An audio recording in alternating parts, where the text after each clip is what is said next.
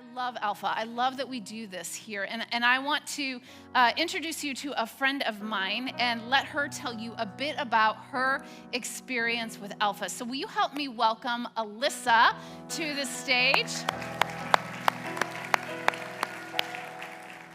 Alyssa, it is so good to have you here. Thanks so much for being willing to tell your story this morning. And I'm curious, I would love for you to just tell all of us, how did you start attending Alpha? Yes. I started attending Alpha because Ian, who's my fiance at the time, now my husband, Come on. kept inviting me. And at the time, faith was really not a part of my adult life at all. I was working in an ICU, and the idea of God that I kept hearing about really it wasn't consistent with the suffering that I was seeing every day, and I didn't know how to make sense of that. Plus, church was Ian's thing. We had gone through some relationship turmoil in 2019, and coming to Soul City was kind of his way of healing from that. And I looked at him and was like, you go, you need saving, and I'll be fine. So I came to Alpha begrudgingly. I was cranky, withdrawn. I felt like I would never belong, and I asked all the gnarly questions. And I was relieved when the first session was over.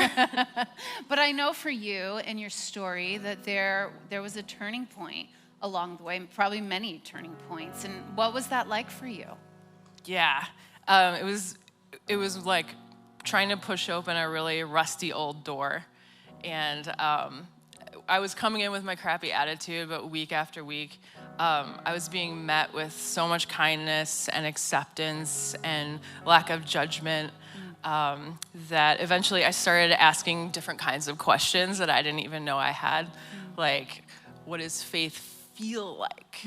And if I have faith, how is my life different? What if I want to believe, but my brain won't let me? Yeah. So, and it wasn't so much the answers I got to those questions, which were awesome, but it was just getting it out there and being vulnerable and being accepted in my vulnerability. And I think that the connections that I made with people were really like the spark for me. And so, and fast forward a few Alpha sessions later and a few years later, and now I have a relationship with God. And I love my church. I love Alpha, and I'm going to be an Alpha leader.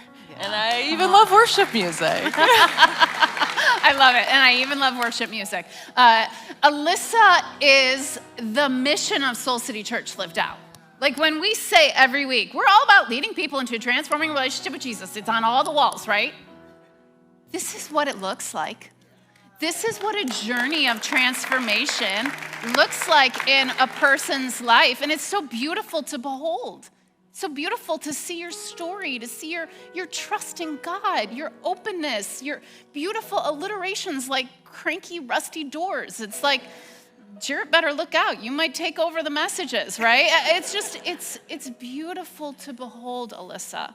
And I know that you long to see more and more people experience that same thing here. And so if anybody is on the fence or they're considering Alpha or they have a friend that should go through Alpha or maybe themselves, what would you say? I would say, don't assume that you know what someone's reaction is going to be if you invite them to Alpha, inside and out, because there's a lot of people like me walking around who want to keep up this image of being self-sufficient and not needing anything or anyone. And you don't know what's going on the inside, what's on their heart, and which part of their journey they're going through. So Ian did not think that I would come to Alpha, but he kept inviting me because I think he loves me so much that he didn't want me to miss it. He loves you so much he married you. Yeah, it's so amazing. And you and Ian are just such a gift to this church, such a gift to what God is doing here. And thank you for sharing your story. Thank you for inspiring us to take a step of faith. You're amazing. So thank you. Yeah, can you help me thank Alyssa?